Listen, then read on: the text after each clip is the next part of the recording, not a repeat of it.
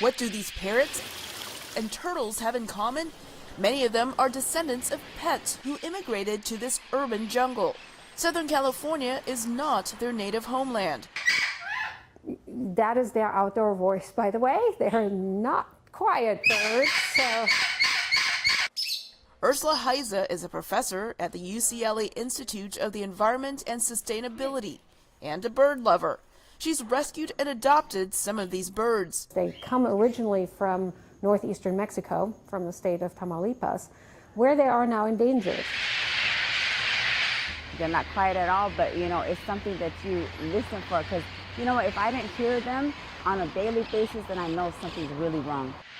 As transplants to Southern California, these red-crowned parrots have thrived in the wild.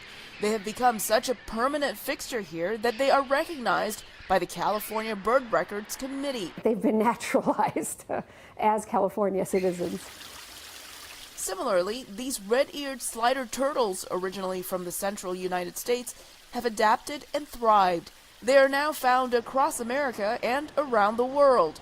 The success of these turtles and parrots in the Los Angeles area have some academics wondering whether a city can be a place to help endangered non-native animals, like a zoo, but better, say experts. At least it's living in the wild. It's making its own living. It's having the lifestyle that that turtle or that parrot should have. It's just doing it in a different place. We have put up major buildings. We've put expanses of concrete. We've introduced a completely different vegetation. And in many cases, that's led to a reduction of biodiversity because a lot of our created habitat is not hospitable to the native species.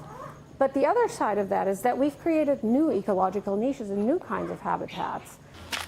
Conservation professor Brad Schaefer says non-native species would have to be carefully selected to ensure it does not harm the existing wildlife population in the city and beyond. There's always that danger, and I think the real question is, can we minimize that danger by doing sort of the best possible ecological science to be able to identify species that will thrive in cities and won't thrive outside of cities. Schaefer says species will migrate outside their native environment, potentially causing harm. He believes it might be better to carefully select a species to introduce as long as it's not harming biodiversity in a city. Elizabeth Lee, VOA News, Los Angeles.